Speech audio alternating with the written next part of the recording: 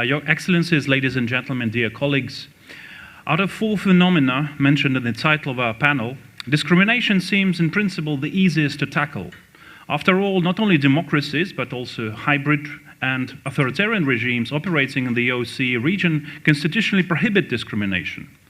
Naturally, discrimination are not magic wands, so one cannot wave them and make discrimination go away.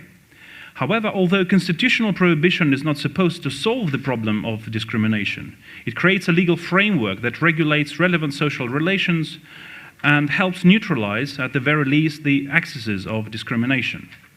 The primary responsibility for neutralizing discrimination lies with the state, while the task of the civil society in this context is twofold. First, it needs to put pressure on the state when or if the latter fails to address and investigate cases of discrimination. And second, the civil society needs to closely monitor the state's anti-discrimination efforts, because the authorities are often tempted to restrict freedom of speech and other civil liberties under the guise of anti-discrimination measures and protections. As for racial and ethnic intolerance, there are bad news and good news.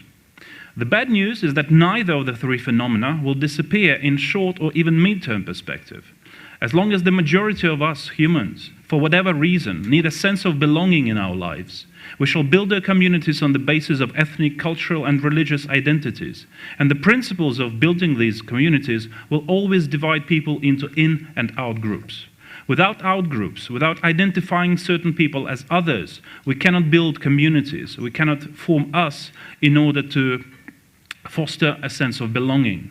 This is normal, and this is an inherent part of the human nature. Divisions become problematic and often nasty when we decide to consider particular individuals as somehow inferior, hostile to us, simply because they belong to a group that we ourselves identify as an outgroup. This is where racism and ethnic superiority are rooted. And the problematized divisions become even worse when we decide to act upon them against members of what we consider to be outgroups. The good news is that transition from the embrace of identity-based communities to racial and ethnic hatred is not inevitable, and there are ways to curb such a transition. In my view, these ways can be distinguished between 2 sometimes overlapping strategies. One strategy aims at changing the perceptions of the divisions between the in and out groups, making them less rigid and more porous.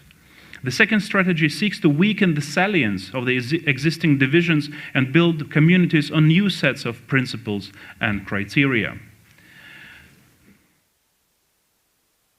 There is also a third approach which largely opposes the 2 strategies I have just mentioned. This approach is based upon solidifying the perceived divisions between in and out groups, declaring them fundamentally inflexible, but at the same time granting geographical safe space to each group and keeping them separate from each other. As one can assume, this third strategy, which is sometimes called ethnopluralism, works better either with small tribes characterized by relative isolation and slow rate of socio-cultural change, or with totalitarian regimes exercising almost absolute control over all aspects of social life.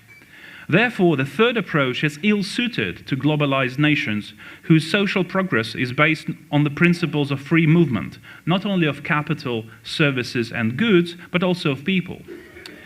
Going back to the first 2 strategies, it is probably best to give an example of how those can be employed in order to foster inclusion and social cohesion in our societies. But before providing such an example, I would like to introduce a concept that I believe to be of ultimate importance to our discussion. This concept is empowerment, that can be defined, following the Cambridge Dictionary, as the process of gaining freedom and power to do what you want or to control what happens to you. I will argue that empowered individuals may embrace identity-based communities without downgrading themselves to racist and ethnic intolerance, because being in control of one's life reduces the need to seek and imagine external factors of failures and misfortunes. In contrast, disempowered individuals are prone to scapegoating and searching for enemies, especially among perceived outgroups and minorities.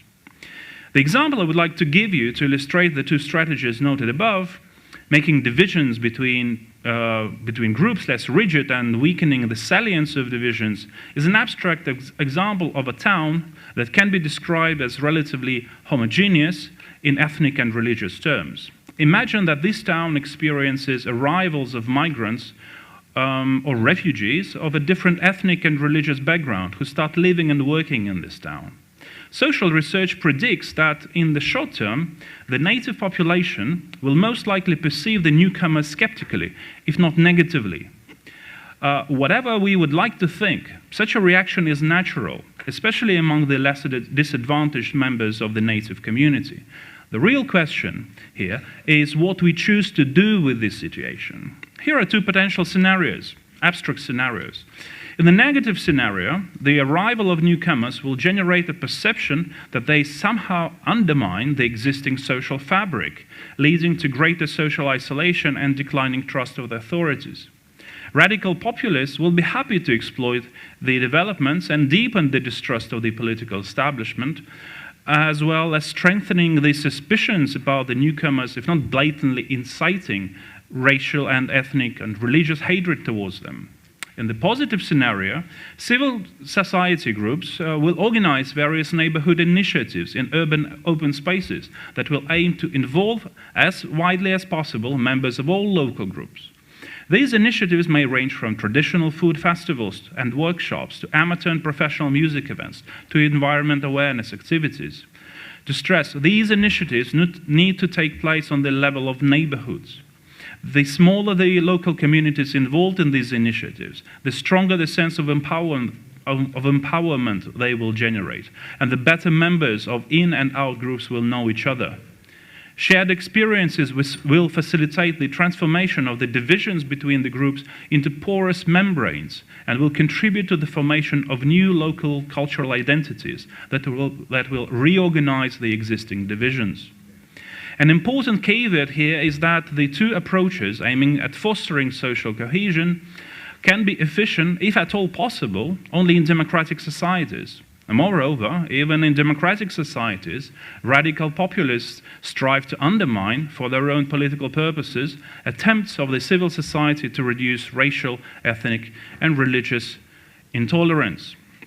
At the same time, in order to make our measures against racist and ethnic intolerance work, we must look beyond our native merchants of hate and identify malign influence of authoritarian foreign regimes that work to undermine our values such as human dignity, equality, and respect for human rights, including the rights of persons belonging to ethnic and religious minorities. Some of these powers provide funding as well as media and political support to the most radical populist forces to deepen divisions in our communities and further polarize political differences. Through their state-controlled propaganda channels masquerading as media, they spread and amplify fringe conspiracy theories that threaten not only social cohesion but also health in our societies. One of these authoritarian regimes, Putin's Russia, has turned truly genocidal, which is the lowest possible criminal point of ethnic hatred. Its unprovoked and unjustified war of aggression, aiming to completely eradicate the Ukrainian nation, has already become the bloodiest war in Europe since the Second World War that the two totalitarian regimes of the Third Reich and Soviet Union started by invading Poland back in 1939. The moral and intellectual collapse of Russia under Putin is a lesson to us all of what not to do if we want to create empathy and mutual understanding in our societies, reduce racial, ethnic, and religious intolerance in our communities. We should forcefully condemn, rather than glorify, not only Nazi, but also Soviet crimes against humanity. As we well know, unpunished evil returns winged with a sense of omnipotence.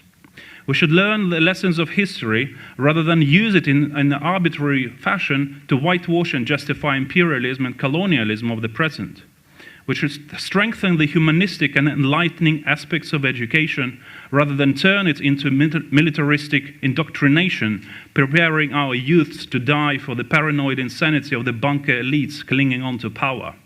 We should welcome progressive universities rather than create unbearable conditions for their functioning, eventually driving them away from our countries.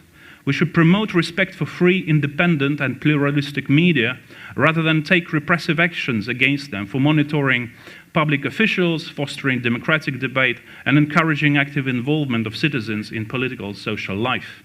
We should support civil society organizations rather than declare them foreign agents and block their activities aiming at building community cohesion and empowering citizens.